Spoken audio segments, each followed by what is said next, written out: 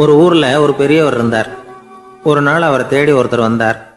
ஐயா, நான் கடவுளை பரிபூர்ணமா நம்புறேன் அப்படின்னார். சரி, அந்த நம்பிக்கை உனக்கு எப்படி வந்ததுன்னு கேட்டார் இவர். அவர் சொல்ல ஆரம்பிச்சார். ஐயா, எனக்கு கல்யாணம் ஆகி 10 வருஷம் ஆச்சு. ஆனாலும் குழந்தை பாக்கியம் இல்லை. அதுக்கு என்ன காரணமா இருக்கும்னு நான் யோசனை பண்ணிட்டு இருந்தப்போ நண்பர் ஒருத்தர் ஒரு ஆலோசனை சொன்னார். உனக்கு மதப்பற்று இல்லை, எந்த கடவுளையுமே நம்ப மாட்டேங்கிற, அதுதான் காரணம். கடவுளை நம்பு, உனக்கு குழந்தை பாக்கியம் கிடைக்கும் அப்படின்னார். அவர் அப்படி சொன்னாரே தவிர எனக்கு சந்தேகம்தான். இருந்தாலும் அவர் சொன்னபடியும் நடந்துதான் பார்ப்போமே அப்படின்னு முடிவு பண்ணேன்.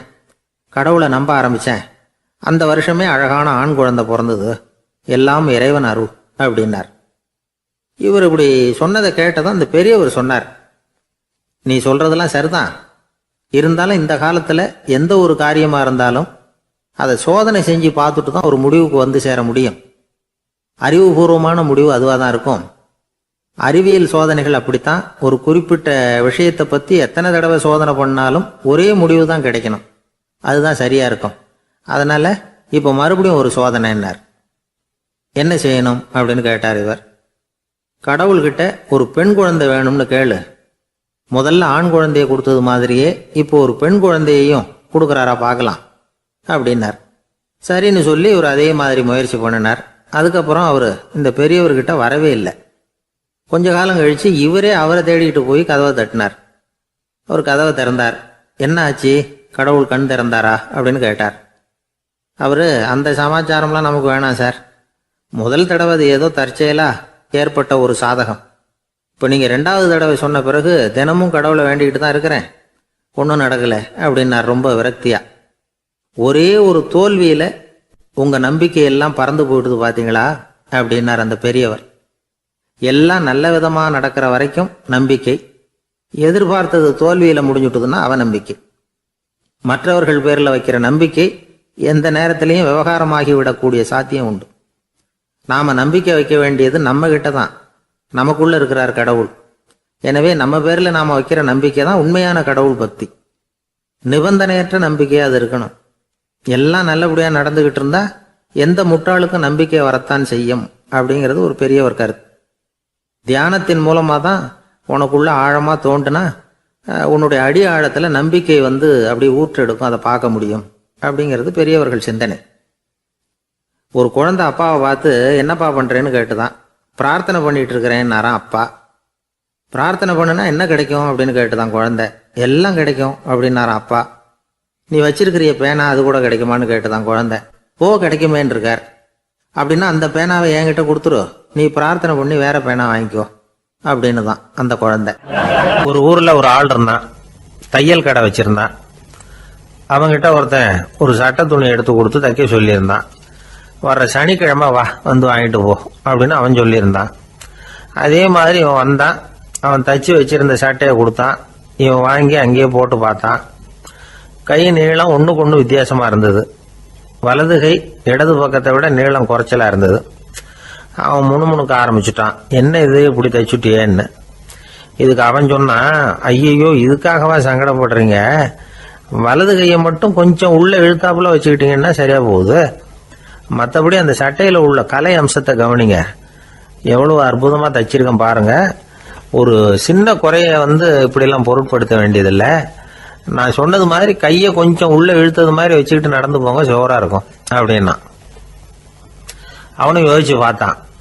சரியான யோசனையா தான் தோணுச்சு. கொஞ்சம் முயற்சி பண்ணி வலது கையை கொஞ்சம் உள்ள இழுத்து சட்டை சரியா இருக்கிறது மாதிரி பண்ணிட்டான். இப்போ மறுபடியும் ஒரு பிரச்சனை.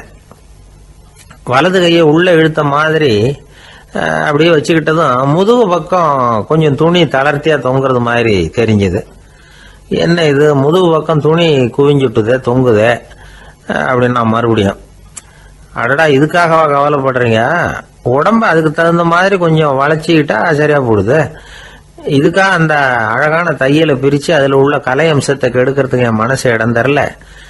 எவ்வளவுக்கு தளர்த்தியா இருக்கோ அவ்வளவுக்கு கொஞ்சம் உடம்ப வளைச்சி அப்படி குனிஞ்சது மாதிரி போங்க போதும் அப்படின்னா. அதுவும் நல்ல யோசனையா தான் பட்டுது அவனுக்கு. சரின்னு சொல்லிவிட்டு புறப்பட்டான். தெருவில் இறங்கினான். கையை கொஞ்சம் உள்ள இழுத்தான், உடம்ப கொஞ்சம் முன்னால வளைச்சான். சட்டைக்கு தகுந்த மாதிரி உடம்ப பண்ணிக்கிட்டான், மெதுவா நடந்து போறான். இப்போ எதிரில் இன்னொருத்தன் வரான். இவனை பார்க்கறான், இவன் போட்டிருக்கிற சட்டையை பார்க்கறான். ஆஹா அற்புதம்ங்கிறான். சும்மா சொல்லக்கூடாது, ரொம்ப நல்லா இருக்கு, நிச்சயமா இது இந்த ஊர் மேல தெருவில் இருக்கிற ஒருத்தன் இருக்கானே, அவன் தச்சதா தான் இருக்கணும் அப்படின்னா. இதை கேட்டதும் அவனுக்கு ஆச்சரியம். எப்படி அவ்வளவு கரெக்டா கண்டுபிடிச்சிங்க அப்படின்னு கேட்டிருக்கான். இதுக்கு அந்த வழிபோக்கன்னு சொன்னானா, அவன் ரொம்ப கெட்டிக்காரன். உங்களை மாதிரி உடம்பும் கையும் வளைஞ்சு போன ஒரு ஆசாமிக்கு அவனை தவிர வேற யாராலேயும் இவ்வளவு பொருத்தமான ஒரு சட்டையை தைக்க முடியாது அப்படின்னானா. பாருங்க, அவனுக்காக இவன் அனுசரிக்க போய் இவனோட நிலைமை எப்படி ஆயிடுது பாருங்க. இதே மாதிரி தான் சில சடங்குகளும் சம்பிரதாயங்களும் நம்மளை கோமாளி ஆக்கி விட்டுரும். எதுவா இருந்தாலும் அதுல அறிவுபூர்வமான அணுகுமுறை அவசியம். ஒரு நர்ஸ் அவசரமா ஓடி டாக்டர் கிட்ட சொல்லிச்சான், டாக்டர் ஒரு தப்பு நடந்து போச்சு, 10ஆம் நம்பர் பெட்ல இருக்கிற பேஷண்ட்டுக்கு காலில் ஆபரேஷன் பண்றதுக்கு பதிலாக கையில் ஆபரேஷன் பண்ணி விட்டீங்க. கை ஆபரேஷன் பண்ணிக்க வேண்டிய ஆள் 7ஆம் நம்பர் பெட்ல இருக்கார் அப்படின்னு தான். அதுக்கு ஒரு பதட்டப்படாம சொன்னாராம், பரவாயில்ல இவரை தூக்கி 7ஆம் நம்பர் பெட்ல போட்டுரு அப்படின்னாராம். ஒரு வயசான பாட்டியும் தாத்தாவும் ஒரு பூங்காவில் உட்காந்து பேசிக்கிட்டு இருக்கிறாங்க. அவங்களுக்கு கல்யாணம் ஆகி 53 வருஷம் ஆச்சு. பிள்ளைங்கள்லாம் படித்து பெரிய பெரிய வேலையில் இருக்கிறாங்க. பேரன் பேத்திகளும் நல்ல நிலைமையில் இருக்கிறாங்க. இந்த தாத்தாவும் பாட்டியும் சிரித்து பேசிக்கிட்டு இருந்ததை ஒரு பெரியவர் பார்த்தார். அவருக்கு ஆச்சரியமா இருந்தது. இந்த வயசுலேயும் இவ்வளவு அந்யோன்யமா இவங்க பேசிக்கிட்டு இருக்கிறாங்களே அப்படின்னு நினைச்சார். சரி நேரிலேயே கேட்டுருவோமே அப்படின்னு நினைச்சிக்கிட்டு கிட்ட போனார். உங்க மன வாழ்க்கையின் வெற்றிக்கான ரகசியம் என்ன அப்படின்னு கேட்டார். இதை கேட்டதும் அந்த தாத்தா சிரிச்சுக்கிட்டே பாட்டியை பார்த்தாராம். அதுக்கப்புறம் சொன்னாராம், நான் இந்த அம்மாவை கல்யாணம் பண்ணிக்கிட்டதுக்கும் எங்களுடைய இல்வாழ்க்கை இவ்வளவு நாளா பலம் குறையாம மகிழ்ச்சியா இருக்கிறதுக்கும் காரணம் ஒண்ணுதான். அது என்ன காரணம்னா, எங்களுக்கு இடையில பொதுவா நிறைய குறைகள் உண்டு, அதுதான் காரணம் அப்படின்னாராம். அவர் சொல்றது சரிதான் அப்படிங்கிறது மாதிரியே அந்த பாட்டியும் அவரை நிமிர்ந்து பார்த்தாங்களாம். இந்த பெரியவர் மறுபடியும் அந்த பாட்டியை பார்த்து அதே கேள்வியை கேட்டிருக்கார். உங்களுடைய நீண்டகால மன வாழ்க்கைக்கு கிடைச்ச வெற்றி எதனாலேன்னு சொல்ல முடியுமா அப்படின்னு கேட்டாராம். அவங்களும் சிரிச்சுக்கிட்டே பதில் சொன்னாங்களாம். என்ன பதில் தெரியுமா? சில பேரை நாம குறிப்பிட்ட பண்புகளுக்காக நேசிக்கிறோம், வேற சிலரை நாம அந்த பண்புகள் இல்லாத குறைகளுக்காகவே விரும்பி பழகிறோம் இல்லையா அப்படின்னு கேட்டுட்டு தலையை குனிஞ்சுக்கிட்டாங்களாம் அந்த பாட்டியம்மா. அவங்க அப்படி சொன்னதை கேட்டதும் இவருக்கு புதுசா ஞானம் பிறந்தது மாதிரி இருந்துதான். இதுதான் மனம் நிறைந்த மன வாழ்க்கை அப்படிங்கிறார் சுவாமி சென்மயானந்தர். பண்புகளை எப்படி நேசிக்க முடியுதோ அதே மாதிரி பண்புகள் இல்லாத குறைகளையும் நேசிக்க முடியும். மனசுதான் காரணம். ஒரு மேல்நாட்டு தம்பதி, அவங்களும் தாத்தா பாட்டி தான். அவங்க 2 பேரும் ஒரு பூங்காவில் உட்காந்து சிரிச்சு பேசிக்கிட்டு இருக்கிறாங்க. அதை ஒருத்தர் பார்த்தார். அவருக்கு ஆச்சரியம், இவ்வளவு காலம் ஆகி இந்த வயசுலயும் இப்படி அன்பா பேசிக்கிட்டு இருக்கிறாங்களே அப்படிங்கிற ஆச்சரியம். கிட்ட நெருங்கி போனாரு. கேட்டார், ஏன் தாத்தா உங்களுக்கு கல்யாணம் ஆகி எவ்வளவு வருஷம் ஆச்சுன்னார். 55 வருஷம் ஆச்சுன்னாராம் அவரு. இன்னமும் இவ்வளவு சந்தோஷமா இருக்கிறீங்களே, அதுக்கு என்ன காரணம்னு கேட்டிருக்கார். அதுக்கு என்ன காரணம்னா, இது வரைக்கும் எங்களுக்குள்ள சண்டையே வந்ததில்லை அப்படின்னாராம். அது எப்படி முடியும்னு கேட்டிருக்கார் இவர் ஆச்சரியமா. அந்த தாத்தா சொல்ல ஆரம்பிச்சாராம், இதை பாருப்பா, எங்களுக்கு கல்யாணம் ஆன புதுசுல நானும் என்னுடைய மனைவியும் ஒரு குதிரை மேலே ஏறி ஒரு காட்டு வழியா போய்கிட்டு இருந்தோம். கொஞ்சம் தூரம் போனதும் அந்த குதிரை எடக்கு பண்ணிச்சு. நான் உடனே கீழே இறங்கி அந்த குதிரையை பார்த்து, இது உனக்கு முதல் தடவை அப்படின்னு மிரட்டெல்லாம் சொல்லிவிட்டு ஏறி உட்காந்தேன். மறுபடியும் போனோம். கொஞ்சம் தூரம் குதிரை நல்லபடியாக நடந்து போச்சு. மறுபடியும் எடக்கு பண்ண ஆரம்பிச்சுட்டுது. நான் கீழே இறங்கினேன். கையில் இருந்த சாட்டையால் ஓங்கி ஒரு அடி கொடுத்தேன். இது உனக்கு 2வது தடவை அப்படின்னு சொல்லிவிட்டு ஏறி உக்காந்தேன். மறுபடியும் குதிரை கொஞ்சம் தூரம் நல்ல விதமாக நடந்து போச்சு. அப்புறமும் எடக்கு பண்ண ஆரம்பிச்சுட்டுது. அந்த சமயத்தில் ஒரு ஆற்று பாலத்தை கடந்து போய்கிட்டு இருக்கிறோம். நான் கீழே இறங்கினேன். என்னுடைய மனைவியையும் கீழே இறங்க சொன்னேன். அந்த குதிரையை பிடிச்சி அப்படியே ஆற்றுல தள்ளி விட்டுட்டேன். தள்ளி விட்டுட்டு, இது உனக்கு கடைசி தடவை அப்படின்னு சொன்னேன். அதை பார்த்ததும் என் மனைவி பதறி போயிட்டாங்க. போய், ஐயோ பாவம், என்ன இப்படி பண்ணிவிட்டீங்க, உங்களுக்கு மனசுல கொஞ்சம் கூட இறக்கமே இல்லையா அப்படின்னாங்க. நான் மெதுவா இவங்க பக்கம் திரும்பி, இது உனக்கு முதல் தடவை அப்படின்னேன். அவ்வளவுதான். அன்னையிலேருந்து இன்னைய வரைக்கும் ஒரு நாள் கூட எங்களுக்குள்ள சண்டையே வந்ததில்லை அப்படின்னு விளக்கம் கொடுத்தார் அந்த தாத்தா. ஒரு ஆள் வேகமாக நடந்து போய்கிட்டு இருந்தான். அவன் வேகமாக நடக்கிறதுக்கு காரணம் வெயில் காலம், காலில் செருப்பு இல்லை, மணல் பாதை, அதுதான் வேகம். காலில் செருப்பும் இல்லாமல் கையில் குடையும் இல்லாமல் அந்த ஆள் வெயிலில் நடந்து போய்கிட்டு இருக்கிறான். அந்த சமயத்தில் இன்னொருத்தன் குதிரை மேலே ஏறி அந்த வழியாக வந்துக்கிட்டு இருக்கிறான். அவன் காலில் செருப்பும் இருந்தது, கையில் குடையும் இருந்தது. நடந்து போய்கிட்டு இருந்தவன் அந்த குதிரை ஆசாமியை பார்த்து கேட்டான், ஐயா, நீங்களும் குதிரை மேலே உட்காந்துக்கிட்டு போய்கிட்டு இருக்கிறீங்க, அப்படி இருக்கிறப்போ உங்களுக்கு அந்த செருப்பு என்னத்துக்கு? அதை எனக்கு கொடுத்து உதவலாமே அப்படின்னா. குதிரை மேலே உட்காந்துருந்தவன் யோசனை பண்ணி பார்த்தான். இவன் சொல்கிறது நியாயம்தானே அப்படின்னு சொல்லி தன்னுடைய செருப்பை கழட்டி அந்த வழிப்போக்கனுக்கு கொடுத்துட்டான். ரொம்ப நல்லதுங்க அப்படின்னு சொல்லி இவன் அதை வாங்கி காலில் மாட்டிக்கிட்டான். அதுக்கப்புறம் மறுபடியும் இவன் ஆரம்பித்தான், ஐயா, நீங்கள் குதிரையில் போகிறதுனால போக வேண்டிய இடத்துக்கு வேகமாக போய் சேர்ந்துருவீங்க, அதனால் உங்கள் கையில் அந்த குடை என்னத்துக்கு? நான் நடந்து போயிட்டுருக்கிறவன், ரொம்ப நேரம் நடக்க வேண்டியிருக்கும் இந்த வெயிலில், அதனால் அந்த குடையையும் எனக்கு கொடுங்களேன் அப்படின்னா. குதிரை வீரன் யோசனை பண்ணி பார்த்தான், இதுவும் நியாயம்தானே அப்படின்னு அவனுக்கு தோணுச்சு. உடனே இறக்கப்பட்டு தன் காலில் இருந்த செருப்பை கொடுத்தது மாதிரியே தன் கையில் இருந்த கொடையையும் இவங்கிட்ட கொடுத்துட்டான். அதுக்கப்புறம் அவன் நிம்மதியாக புறப்பட்டான். இப்போ மறுபடியும் கை தட்டி அவனை நிறுத்தினான். கீழே நின்றுக்கிட்டு இருந்தவன், என்னப்பா, ஏன் என்ன நிறுத்தினேன், இன்னும் ஏதாவது வேணுமா உனக்கு அப்படின்னா குதிரையில் இருந்தவன். இவன் மெதுவாக வாயை திறந்து அந்த குதிரையையும் என்கிட்ட கொடுத்துருங்களேன்னா.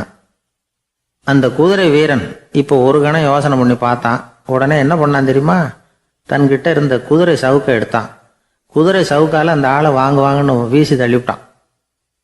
இவ்வளவு சவுக்கடியும் வாங்கிக்கிட்டு இந்த ஆள் என்ன பண்ணான் தெரியுமா? சிரிக்கிறான். அடி வாங்கிட்டு யாராவது சிரிப்பாங்களா? குதிரை வீரனுக்கு ஒன்றும் புரியல. என்னப்பா அது, ஏன் இப்படி அடி வாங்கிட்டு இப்படி சிரிக்கிறியே அப்படின்னு கேட்டான். இப்போ அந்த வழிப்போக்கன் சொல்கிறான், ஐயா, நான் இப்படி சிரிக்கிறதுக்கு காரணம் இருக்கு. இப்படி குதிரை கேட்டு உங்ககிட்ட அடி வாங்கலைன்னு வச்சுக்கோங்க, என் உயிர் உள்ள வரைக்கும் மனசில் ஒரு தவிப்பு இருந்துக்கிட்டே இருக்கும். செருப்பையும் கொடையையும் கேட்ட உடனே கொடுத்தவன் குதிரையையும் கேட்டிருந்தா கொடுத்துருப்பானோ அப்படிங்கிற பேராசையில் ஏங்கிக்கிட்டே இருந்திருப்பேன். இப்போ உங்ககிட்ட அடி வாங்கின பிறகு என்னுடைய அந்த சந்தேகம் தீர்ந்து போச்சு. என்னுடைய ஆசைக்கு எல்லை எது அப்படிங்கிறத எனக்கு புரிஞ்சுட்டுது அப்படின்னு சொல்லிவிட்டு அவன் நடக்க ஆரம்பிச்சிட்டானான். ஆசைக்கும் எல்லை உண்டு அப்படிங்கிறத விளக்கறதுக்காக வாரியார் சுவாமிகள் சொல்கிற கதை இது. இந்த காலத்துலேயும் ஒருத்தன் அது மாதிரி கொடை செருப்போட குதிரையில் போய்கிட்டு இருந்தான். எதிரில் நடந்து வந்தவன், ஐயா, உங்கள் கொடையை எனக்கு கொடுங்களேன்னு கேட்டான். உடனே அவன் குதிரையிலேருந்து கீழே குதிச்சு அவனை சாட்டையால் அடிக்க ஆரம்பிச்சிட்டான். இன்னொருத்தர் அந்த வழியாக வந்தவர் இதை பார்த்தார். ஏன்பா, அவன் கேட்டான், உன்னால் முடியலன்னா இல்லைன்னு சொல்லிட வேண்டியது தானே, அதுக்காக ஏன் இப்படி அவனை போட்டு அடிக்கிறேன்னு கேட்டார். உங்களுக்கு விவரம் புரியாது சார், காலம் ரொம்ப கெட்டு போச்சு. கேட்டதை கொடுத்தேன்னு வச்சுக்கோங்க, இந்த குதிரையே என்னோடது, அவன் திருடிக்கிட்டு போகிறான் அப்படின்னு என் பேரில் புகார் கொடுக்க ஆரம்பிச்சிருவான் சார் அப்படின்னா. அது எப்படி அவ்வளோ உறுதியாக சொல்கிறேன்னு கேட்டார் அவர். ஏற்கனவே அது மாதிரி ஒருத்தன் பேரில் புகார் கொடுத்துட்டு தான் இந்த குதிரையை நான் தள்ளிட்டு வந்துக்கிட்டு இருக்கிறேன் அப்படின்னார். ஒரு சன்னியாசி, அவர் ஒரு நாள் ஒரு கனவு கண்டாராம். அந்த கனவுல அவர் சொர்க்கத்துக்கு போகிறார். அங்கே ஒரு பெரிய திருவிழா நடந்துக்கிட்டு இருக்குது. எங்கே பார்த்தாலும் அலங்கார வளைவுகள், வண்ணமயமான விளக்குகள், பாதைகள் பூரா மலர்கள், எல்லா கட்டடங்களும் ஒளிமயம். அவ்வளவு கோலாகலமாக பிரம்மாண்டமாக அந்த திருவிழா நடந்துக்கிட்டு இருக்குது. அது என்ன திருவிழாங்கிறது இந்த சன்னியாசிக்கு புரியல. அங்கே எதிரில் வந்துக்கிட்டு இருந்த ஒருத்தரை நிறுத்தி, என்ன விசேஷம் இங்கே அப்படின்னு விசாரிச்சாராம். உனக்கு தெரியாத விஷயம், இன்னைக்கு இறைவனுக்கு பிறந்த நாள், அதை தான் எல்லாரும் சேர்ந்து கொண்டாடுறோம். இதுக்காக பிரம்மாண்டமான ஊர்வலம் ஒன்று வரப்போகுது, இறைவனே அந்த ஊர்வலத்தில் கலந்துக்கிறார் அப்படின்னார் அவர். உடனே அந்த சன்னியாசி ஒரு மரத்து நிழலில் ஒதுங்கி நின்றுக்கிட்டார். ஊர்வலம் வந்துக்கிட்டு இருக்குது. முதல்ல ஒரு குதிரை வந்துக்கிட்டு இருக்கு, அது மேலே ஒருத்தர் உட்காந்துருக்கிறார். அவருக்கு பின்னாடி நிறைய பேர் கூட்டமாக வந்துக்கிட்டு இருக்கிறாங்க. இவ்வளவு கூட்டம் இவர் பின்னாடி வருதே, யார் இவர் அப்படின்னு கேட்டார். ஒரு மதத்தின் பெயரை சொல்லி, இவர் அந்த மதத்தின் தலைவர், அவரை பின்பற்றுகிற மக்கள் கூட்டம் பின்னாடி வந்துக்கிட்டு இருக்குது அப்படின்னு விவரம் சொல்லியிருக்கிறாங்க. இவங்களுக்கு அடுத்தபடியா இன்னொரு குதிரையில் ஒருத்தர் வந்துக்கிட்டு இருக்கிறார். அவருக்கு பின்னாடி ஏகப்பட்ட கூட்டம். இவர் யாருங்க அப்படின்னு கேட்டிருக்கார் சன்னியாசி. அங்கே இருக்கிறவங்க விவரம் சொல்லியிருக்கிறாங்க. இன்னொரு மதத்தின் பெயரை சொல்லி இவர் அந்த மதத்தினுடைய தலைவர், அவர் வழியை பின்பற்றுகிறவர்கள் அவர் பின்னாடி கூட்டமாக வந்துக்கிட்டு இருக்கிறாங்க அப்படின்ட்டு இருக்காங்க. இப்படி ஒவ்வொருத்தராக குதிரை மேலே வந்துக்கிட்டே இருக்கிறாங்க. அவங்கள பின்பற்றியும் ஒவ்வொரு கூட்டம் வந்துக்கிட்டே இருக்குது. அந்த பெரிய ஊர்வலம் அது பாட்டுக்கு போய்கிட்டு இருக்குது. கடைசியாக அது முடிஞ்சது ரொம்ப நேரம் கழித்து. அதுக்கப்புறம் கொஞ்சம் நேரம் கழித்து ஒரு வயசான ஆள் குதிரை மேலே வந்துக்கிட்டு இருக்கிறார். ஆனால் அவருக்கு பின்னாடி யாருமே இல்லை. அவர் பரிதாபமாக தனியாக வந்துக்கிட்டு இருக்கிறார். அவர் அந்த ஊர்வலத்தை சேர்ந்தவரா இல்லையாங்கிறதே தெரியல. இவர் யார், இவர் ஏன் இப்படி தனியாக வந்துக்கிட்டு இருக்கிறார் அப்படின்னு கேட்டிருக்கார் அந்த சன்னியாசி. என்னது இப்படி கேட்குறீங்க? இவர் தான் கடவுள், இவருக்காக தான் இன்னைக்கு இந்த ஊர்வலமே நடக்குது, இவருக்கு தான் இன்னைக்கு பிறந்த நாள், முன்னாடி போகிற ஊர்வலம் பூரா இவருடைய பிறந்த நாளை கொண்டாடுறதுக்காக தான் அப்படின்ட்டு இருக்காங்க. இதை கேட்டதும் அந்த சன்னியாசிக்கு திடுக்குன்னு தூக்கி போட்டிருக்கு. இது வரைக்கும் கனவு கண்டுகிட்டு இருந்தவர் முடிச்சுக்கிட்டார். அதுக்கப்புறம் தான் யோசிச்சு பார்த்துருக்கார். உண்மைதான், மக்கள் எல்லாரும் வந்து பக்தி மார்க்கத்தில் போகிறதா நினச்சிக்கிட்டு பாதம் மாறி போயிட்டு இருக்கிறாங்க. கடவுளை பின்பற்றுவதாக நினைக்கிறாங்க பக்தர்கள். ஆனால் கடவுளுக்கு பின்னாடி யாருமே இல்லை. இன்னமும் இயல்பாக இதை பற்றி யோசிச்சு பார்த்தா உண்மைக்கு பின்னாடி தான் நான் போய்கிட்டு இருக்கேன் அப்படின்னு நிறைய பேர் சொல்கிறாங்க. ஆனால் அந்த உண்மை வந்து அனாதையாக போய்கிட்டு இருக்குது. அப்படி ஆயிட்டுது உலகம். இந்த காலத்துலேயும் ஒரு ஊர்வலம், ஒரு பெரிய மனுஷருக்கு பிறந்த நாள் விழா. அவர் குதிரை மேலே ஏறி முன்னாடி போயிட்டு இருக்கிறார். அவருக்கு பின்னாடி ஒரு 100 பேர் தொண்டர்கள் அவங்க பாட்டுக்கு போகிறாங்க. எல்லாம் பணம் கொடுத்து ஏற்பாடு பண்ணவங்க. எல்லாம் பணம் வாங்கிட்டு பின்னாடி போயிட்டு இருக்கிறாங்க. கொஞ்சம் தூரம் நடந்ததும் கால் வலிக்க ஆரம்பிச்சுட்டுது. ஒவ்வொருத்தரும் அப்படியே ஒதுங்க ஆரம்பிச்சிட்டாங்க. அதான் முன்னாடியே பணம் கிடைச்சிட்டுதே, இனிமேல் ஒதுங்கினா என்னன்னு ஒதுங்கிட்டாங்க. ஒரு கட்டத்தில் குதிரையில் போகிறவர் தற்செயலாக திரும்பி பார்க்குறாரு, பின்னாடி யாருமே இல்லை. எல்லாரும் ஓடி போயிட்டாங்க. ஒரே ஒரு ஆள் மட்டும் ரொம்ப விசுவாசமாக பின்னாடி நடந்து வந்துக்கிட்டு இருந்தான். ஏன்ப்பா நீ மட்டும் வந்துக்கிட்டு இருக்கிறியே, நீ வீட்டுக்கு போகலையான்னு கேட்டிருக்காரு அவர். நீங்கள் அந்த குதிரையையும் அதுக்குள்ள வாடகை பணத்தையும் கொடுத்துட்டீங்கன்னா நானும் போயிடுவேன் அப்படின்னு நானும். இந்த ஆள் ஒரு ஊரில் ஒரு கோயில் இருந்தது. ரொம்ப பழைய கோயில். உள்ளே போகிறதுக்கே பயமாக இருக்கும். எந்த நேரத்தில் இடிஞ்சு விழுந்துருமோ அப்படிங்கிற பயம். அப்படி இருந்ததுனால யாரும் துணிஞ்சு சாமி கும்பிடுறதுக்கு அங்கே போகிறதில்ல. கோயிலுக்கு வர்ற கூட்டம் கொஞ்சம் கொஞ்சமாக குறைய ஆரம்பிச்சுட்டுது. கோயில் நிர்வாகிகள் எல்லாரும் கூடி உட்காந்து பேசினாங்க. என்ன பண்ணலாம்னு யோசனை பண்ணாங்க. எந்த இடம் மோசமாக இருக்கோ அந்த இடத்த பழுது பார்த்தாங்க. அங்கே எங்கே வர்ணத்தை பூசி கொஞ்சம் அழகுபடுத்தி பார்த்தாங்க. ஏதோ இந்த ஊரில் கோயில்னு ஒன்று இருக்குது, அது மக்களுக்கு தெரியணும் அப்படிங்கிறதுக்காக தான் இப்படிலாம் பண்ணாங்க. இருந்தாலும் கோவில் இருக்கிற நிலைமை மக்களுக்கு தெரியும். அதனால் அங்கே வர்றது குறைச்சிக்கிட்டாங்க அவங்க. ஒரு கட்டத்தில் யாருமே வர்றதில்லை. நிலைமை அந்த அளவுக்கு ஆயிட்டுது. மறுபடியும் கோவில் நிர்வாகிகள் கூட்டம் நடந்தது. இந்த கூட்டம் கூட கோயிலுக்கு உள்ளே நடக்கலை. இடிஞ்சு விழுந்துருமோங்கிற பயம். அதனால் வெளியில் தான் உட்காந்து கூட்டத்தை நடத்தினாங்க. ஏன்னா உள்ளே போகிறதுக்கு அவங்களுக்கும் துணிச்சல் கிடையாது. எந்த நேரமும் விழுந்துரும் போல் இருந்தது அது. அது வழியாக போகிறவங்க கூட வேகமாக அந்த இடத்த கடந்து போக ஆரம்பிச்சிட்டாங்க. கோவில் நிர்வாகிகள் வெளியில் உட்காந்து கூட்டம் போட்டாங்க இல்லையா, அந்த கூட்டத்தில் 4 தீர்மானங்களை நிறைவேற்றினாங்க. அது என்ன 4 தீர்மானம்னா, முதல் தீர்மானம், இந்த கோவிலை இடிப்பது அப்படிங்கிற முடிவை இந்த கமிட்டி மிகவும் வருத்தத்துடன் ஏற்றுக்கொள்ளுகிறது அப்படின்னு நிறைவேற்றினாங்க. இதுக்கு பதிலாக இன்னொரு கோவிலை உடனடியாக கட்டி முடிச்சுடணுங்கிறது 2வது தீர்மானம். 3வது தீர்மானம் என்ன தெரியுமா? பழைய கோவிலின் கதவுகள், அதிலிருந்து பிரித்து எடுக்கிற செங்கல், இதையே புது கோவில் கட்டுவதற்கு பயன்படுத்தி கொள்ள வேண்டியது. பழைய கோவில் இருந்த மாதிரியே அதே வடிவத்தில் புது கோவிலையும் கட்ட வேண்டியது. பழைய கோவிலின் அஸ்திவாரத்தை அப்படியே வச்சுக்கிட்டு அதுக்கு மேலே நாம் கோயிலை கட்டிக்க வேண்டியது. இதுதான் 3வது தீர்மானம். இதையும் கமிட்டி முழு மனசோட ஏற்றுக்கிட்டது. இது வரைக்கும் சரி. இப்போ அந்த கமிட்டி 4வதாக ஒரு முக்கியமான தீர்மானத்தை கொண்டுகிட்டு வந்து அதையும் ஏகமனதாக நிறைவேற்றி விட்டது. அது என்ன தீர்மானம்னா, புதிய கோவில் கட்டி முடிக்கிற வரைக்கும் பழைய கோவிலை இடிக்கிறதில்லை அப்படிங்கிற தீர்மானம். எப்படி இருக்குது பாருங்க இது. பழசை இடிக்காத வரையில் அதே இடத்துல புதுசாக எப்படி கட்ட முடியும்? பல விஷயங்களில் நாம் நடந்துக்கிற முறையும் இப்படி தான் இருக்குதான். வாழ்க்கையில் முன்னேறணும்னு ஆசைப்படுவோம். அதே நேரத்தில் அந்த முன்னேற்றத்துக்கு எது தடையாக இருக்கோ அதை விட்டு விடுறதுக்கும் மனசு வராது. வெளிநாட்டில் ஒரு பெரிய விருந்து நடந்துக்கிட்டு இருந்துதான். எல்லாரும் மது கோப்பையும் கையுமா அலைஞ்சிக்கிட்டு இருக்கிறாங்க. ஒருத்தர் மட்டும் கையில் எதுவும் இல்லாமல் ரொம்ப நல்ல பிள்ளையா சாதுவா ஒரு ஓரமாக தனியாக உட்காந்துருக்கிறார். அவர்கிட்ட நெருங்கி வாங்க மது சாப்பிடலாம் அப்படின்னு கூப்பிட்டாங்களாம். என்னை வற்புறுத்தாதீங்க, நான் என் மனசுக்குள்ள உறுதியாக தீர்மானம் பண்ணிவிட்டேன் அப்படின்னாராம். என்ன தீர்மானம் பண்ணியிருக்கீங்க அப்படின்னு கேட்டிருக்காங்க. ஏற்கனவே முழு போதையில் இருக்கும் பொழுது மறுபடியும் மது கோப்பையை தொடரதில்லை அப்படின்னு தீர்மானம் பண்ணியிருக்கேன் அப்படின்னாராம். கடற்கரை ஓரமா ஒரு பெரியவர் கையால மணலை கீறிக்கிட்டே உட்காந்துருக்கிறார். என்னத்தையும் தேடிட்டு இருக்கிறது மாதிரி தெரிஞ்சது. மெதுவா கிட்டத்துல போய் என்னத்தை தேடிட்டு இருக்கிறீங்க அப்படின்னு கேட்டோம். அவரு சாவகாசமா நிமிந்து பார்த்து நிம்மதியை தேடிட்டு இருக்கிறேன்னார். நாங்க ஒரு மாதிரி ஆயிட்டோம். இருந்தாலும் சமாளிச்சுக்கிட்டு, சார் மணல்ல கிழிஞ்சல் தான் கிடைக்கும், நிம்மதி கிடைக்காது அப்படின்னோம். சரி, இன்னைக்கு வசமா நம்ம கிட்ட ஒரு ஆள் மாட்டிக்கிட்டார் அப்படின்னு நினைச்சு அவர் பக்கமா போய் உட்காந்துக்கிட்டு கதை சொல்ல ஆரம்பிச்சிட்டோம். ஒரு பெரிய மன்னர் இருந்தார். அவருக்கு எல்லா வசதியும் இருந்தது. இருந்தாலும் ஒரே ஒரு குறை. அது என்னன்னா நிம்மதி இல்லைங்கிற குறை. அரண்மனையில தினமும் கலை நிகழ்ச்சி, நாட்டியம் எல்லாம் நடந்துகிட்டு தான் இருந்தது. இருந்தாலும் நிம்மதி இல்லை. சரி, நிம்மதி எங்க கிடைக்கும் அப்படின்னு தேட ஆரம்பிச்சார். உடனே அதுக்கான முயற்சிகள்ல தீவிரமா இறங்கினார். நாட்டுல உள்ள தத்துவ மேதைகளை எல்லாம் கூப்பிட்டுட்டு வர சொன்னார். எல்லாரும் சேர்ந்தாங்க. அவங்கள பார்த்து நிம்மதி எங்க இருக்குது அப்படின்னு விசாரிச்சார். அவங்களுக்கு அது தெரிஞ்சா ஏன் இப்படி ராஜா முன்னாடி நின்றுட்டு இருக்க போறாங்க? ராஜாவோட கேள்விக்கு ஒவ்வொருத்தரும் ஒவ்வொரு மாதிரி விளக்கம் கொடுக்க ஆரம்பிச்சிட்டாங்க. எந்த பதிலும் ராஜாவுக்கு திருப்தி அளிக்கக்கூடிய அளவுக்கு இல்லை. சரி, போயிட்டு வாங்கன்னு சொல்லி அவங்கள எல்லாம் அனுப்பி வச்சுட்டார். ஒரு நாள் அவர் மாளிகையில உப்பரிகையில நின்றுட்டு இருக்கிறார். அந்த சமயத்துல தெருவுல ஒரு பிச்சைக்காரன் ரொம்ப உல்லாசமா பாட்டு பாடிக்கிட்டே போயிட்டு இருக்கிறான். குரல்ல ஒரு சந்தோஷம், நடையில ஒரு மிடுக்கு. அவன்கிட்ட கொஞ்சம் கூட கவலை இருக்கிறதா தெரியல. உடனே ராஜா அதை பார்த்தார். ஏவலாளிகளை கைதட்டி கூப்பிட்டார். உடனே ஓடி போய் அந்த பிச்சைக்காரனை இங்க அழைச்சிட்டு வாங்கன்னு உத்தரவு போட்டார்.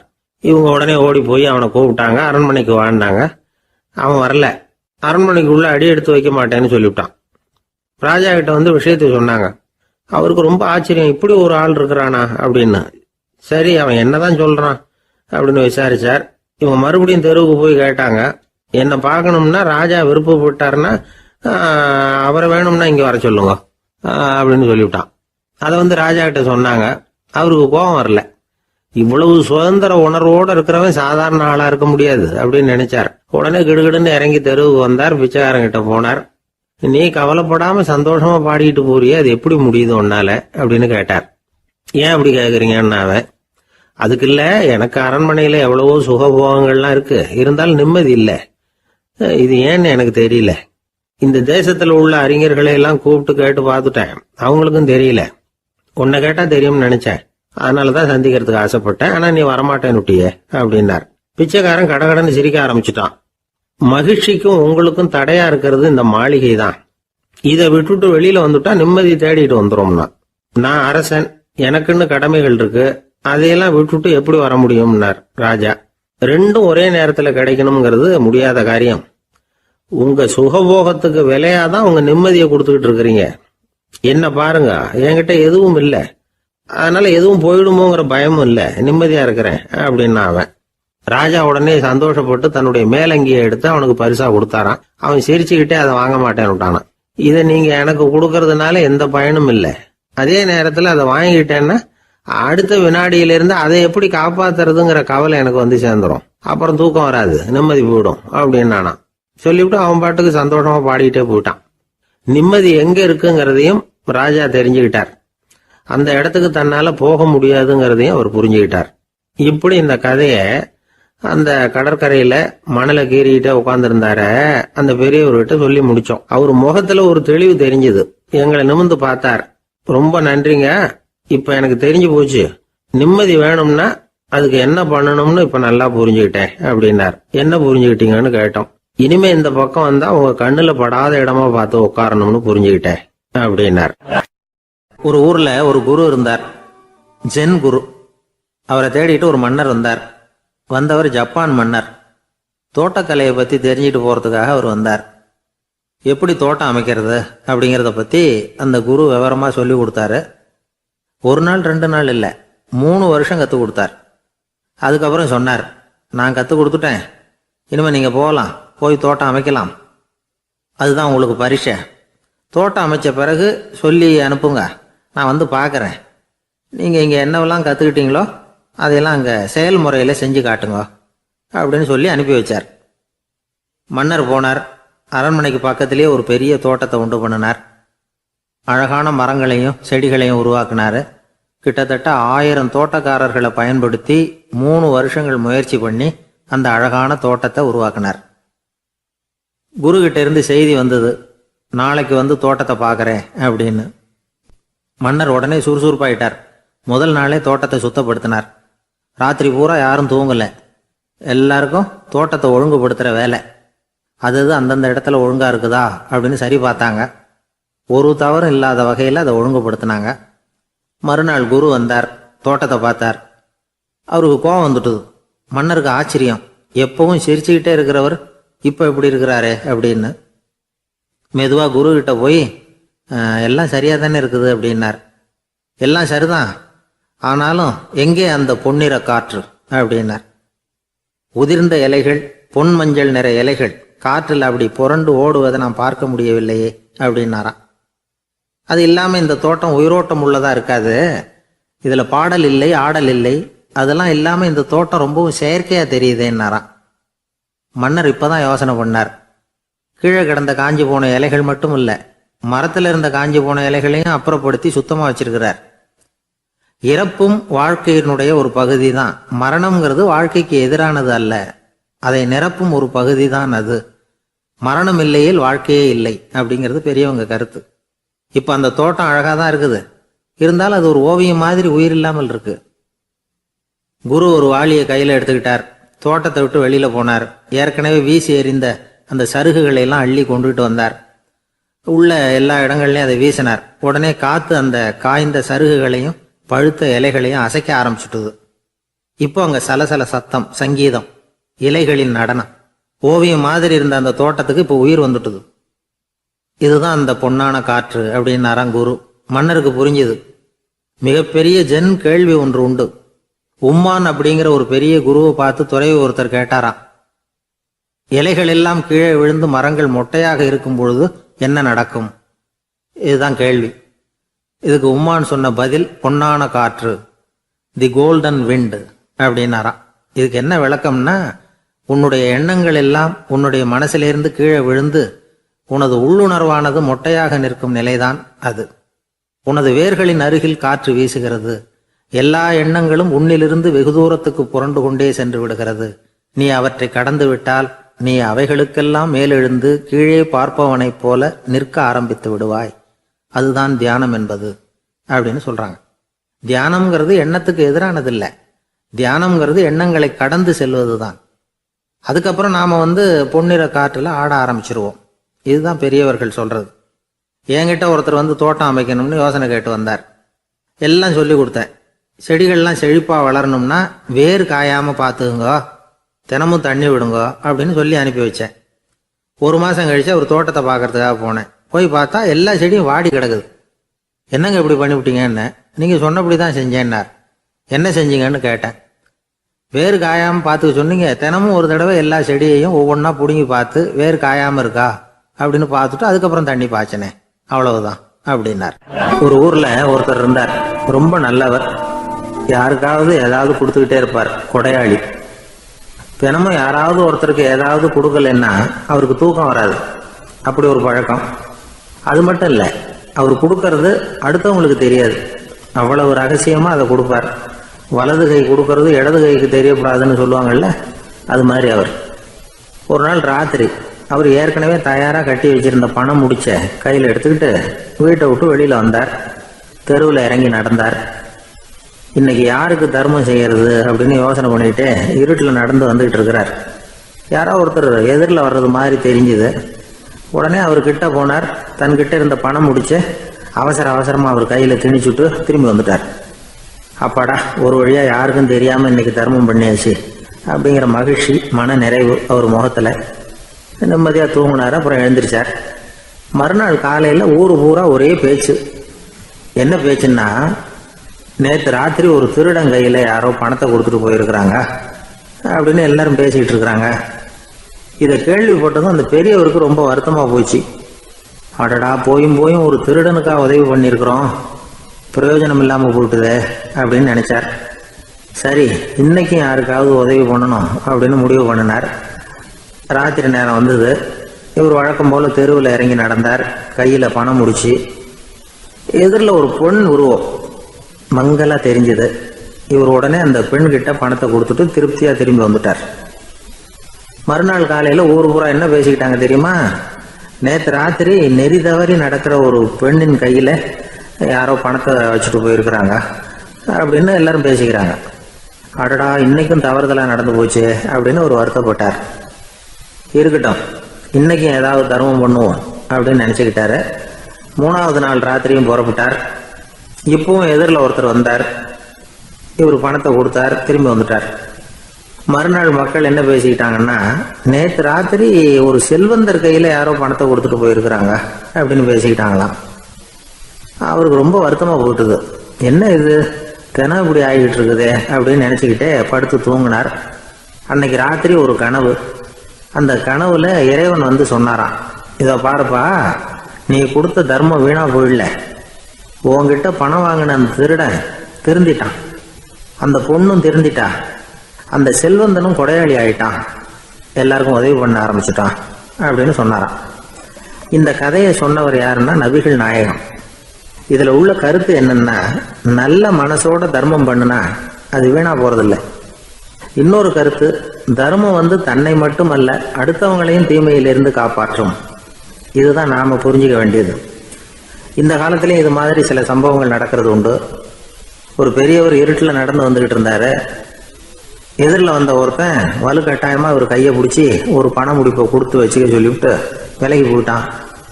பெரியவருக்கு ஆச்சரியம், இந்த காலத்திலையும் இப்படி வலது கை கொடுக்கறது இடது கைக்கு தெரியக்கூடாதுன்னு நினைக்கிற கொடையாளிகள் உண்டு போல இருக்கு அப்படின்னு யோசனை பண்ணிக்கிட்டே நடந்தார். கொஞ்சம் தூரம் போயிருப்பாரு. அதுக்குள்ள அதே ஆள் திரும்பி வந்தான். கொடுத்த பண முடிப்பை திருப்பி கொடுங்க அப்படின்னு கேட்டு வாங்கிட்டான். இவருக்கு ஒன்றும் புரியல. ஏன் இப்படி பண்றேன்னார். அது ஒன்றும் இல்லைங்க, கொஞ்ச நேரம் இதை உங்ககிட்ட கொடுத்து வச்சிருந்தேன், அவ்வளவுதான் அப்படின்னா. ஏன்னு கேட்டார். என்னை பின்னாடி போலீஸ் தேடிக்கிட்டு வந்துகிட்டு இருக்குது, அதுதான் அப்படி பண்ணேன், இப்போ போயிட்டுது, இனிமே ஒன்றும் பயம் இல்லை அப்படின்னு சொல்லிவிட்டு அவன் பாட்டுக்கு நடந்து போறான்.